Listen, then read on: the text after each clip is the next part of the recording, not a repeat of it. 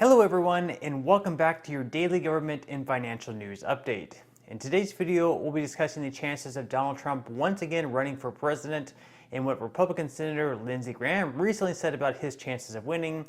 Also, we'll be discussing why Social Security beneficiaries would actually need a raise of right around $539 to keep up with the real pace of inflation, and what current proposals are out there to help with that shortfall.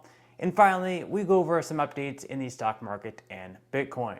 Now, as always, I am definitely interested in hearing your thoughts on everything, and I wanted to quickly thank everyone for giving my videos likes and sharing them, as that certainly helps push these videos out to other people like you. Okay, so the midterm elections are just 2 months away, so that's the main focus right now, but it's not always easy to ignore what most people would consider to be an even bigger election just 2 years from now. This is where we may end up seeing a rematch from 2020, where the current president and Joe Biden may just end up facing Donald Trump once again in 2024. Now, it is quite possible that Trump may decide not to run, or perhaps he gets beat in the primaries by someone like Ron DeSantis, but in my mind at least, if he does decide to run, it's hard to see anyone in the Republican Party defeating him in the primaries, not even someone as popular as Ron DeSantis. So hypothetically speaking, if Trump does decide to make another run at president, which does seem to become more clear by the day, and he does become the Republican nominee, Joe Biden has already said on a few different occasions that Trump running would make it so he would also seek re-election. Now, over the weekend, Republican Senator Lindsey Graham said that Donald Trump in 2024 could make one of the greatest political comebacks in American history, and that he has a pretty good chance of winning the presidential election. Now, obviously, Graham is a Republican, so it's not like he's going to say that Trump is going to lose. That would be kind of stupid. But interestingly enough, Graham had advised that Trump had no chance of winning in 2020, but that 2024 was within his reach.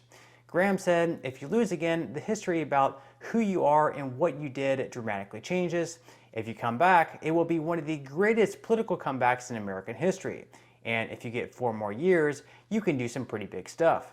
Now, Graham's case for Trump is that the former president can come out and say, listen, you've all lived through the past 4 years of high inflation, higher crime, no security at the border, and although I may not be your cup of tea, when I was your president, our border was secure, and we had the lowest illegal crossings in 40 years.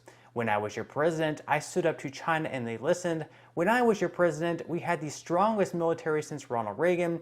When I was your president, I destroyed the caliphate. When I was your president, we had conservative judges, not liberal judges. Now, like Graham feels, I also believe the main thing holding Trump back is Donald Trump himself, as in many cases, he really can't seem to stay out of his own way. Although he may have some really good policies that made the country better than under President Biden, with proof of that being that 61% of Americans saying they were better off than where they were 3 years ago, which compared to 2012, 2004, 1996, and 1992 are really good numbers. The personality of Trump may be what turns some voters in the middle away.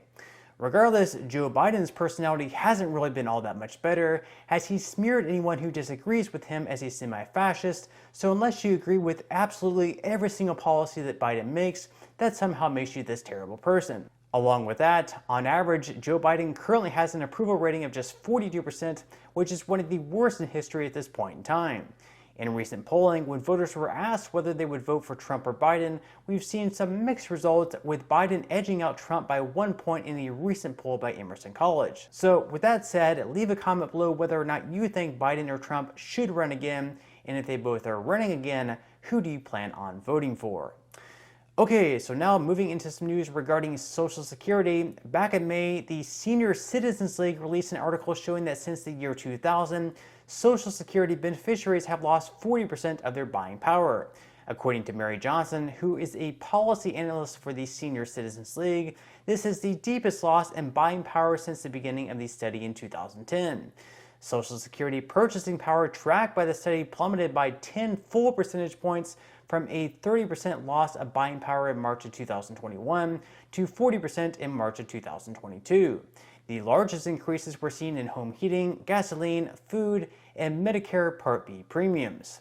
In the study, even though they found that the cost of living adjustments had increased Social Security benefits by a total of 64%, typical expenses for seniors grew by more than double that amount at 130%. Now, Johnson found that the cost of living expenses for retirees are rising much faster than the cost of living adjustments are giving them. With this in mind, if we wanted to give those receiving Social Security benefits the same buying power they had back in 2000, they should actually be receiving right around $539.80 more than what they're currently receiving on average. So just imagine if you started receiving Social Security benefits back in the year 2000, and now, 22 years later, the purchasing power of your benefits wouldn't go nearly as far. It would be especially noticeable over the last year where, for example, the price to heat your home has gone up by 79%, the price of gasoline has gone up by 51%, and food items have gone up significantly across the board.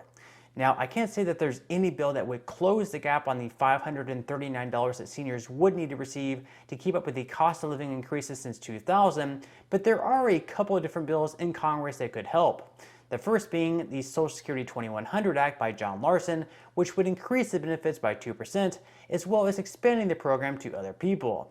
Here is Larson himself explaining parts of the bill. It's been more than 51 years since Congress has expanded Social Security benefits. 51 years. A gallon of milk in 1971 cost 72 cents.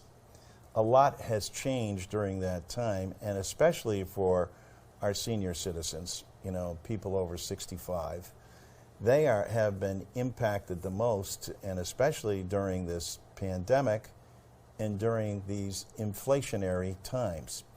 So it's long overdue for Congress to act, and what the bill does is enhance Social Security. By that I mean it gives an across-the-board increase of 2% to all citizens on Social Security. Now, other than the Social Security 2100 Act, which probably has the best chance to pass out of any of these bills just because it has over 200 co-sponsors at this point in time, we also have the bill by Bernie Sanders and Peter DeFazio called the Social Security Expansion Act. Now, in this bill, most recipients would receive a $200 per month raise, which would help much more in closing the $539 gap. And the bill would also change the way in which the cost of living adjustments are calculated to much better reflect the goods and services that seniors usually pay for. So that way, hopefully we won't run into the same situation in the future where the actual cost of living outpaces the cost of living adjustments actually received.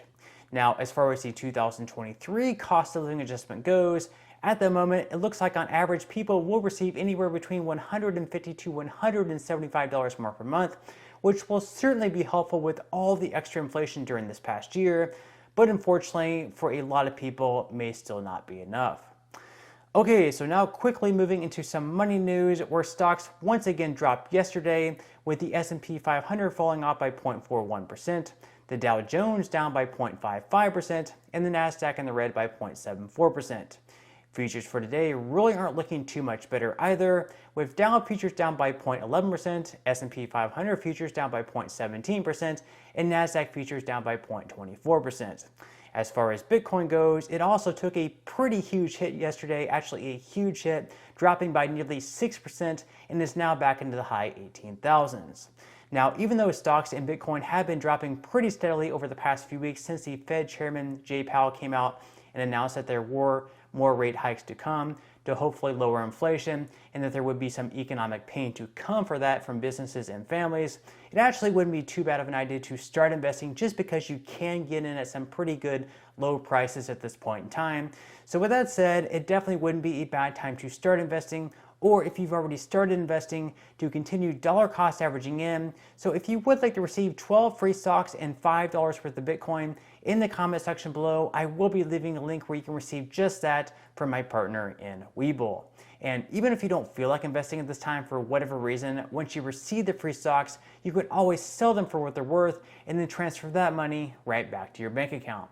So in total, you should be receiving a value of right around $50 at least or more. Some people have received over $3,000 in the past, which all this money will be taxable, but still, you can just think of that as just some free extra money with just a few minutes of work. But on that note, I'm going to go ahead and wrap up this video. If you enjoyed the content in today's video and you would like to see more like it, I would encourage you to give this video a like, share it, subscribe to my channel, and make sure to ring the notification bell. That way you won't be missing any of my future videos. And until next time, I hope you have a wonderful rest of your day, and I'll see you in the next video.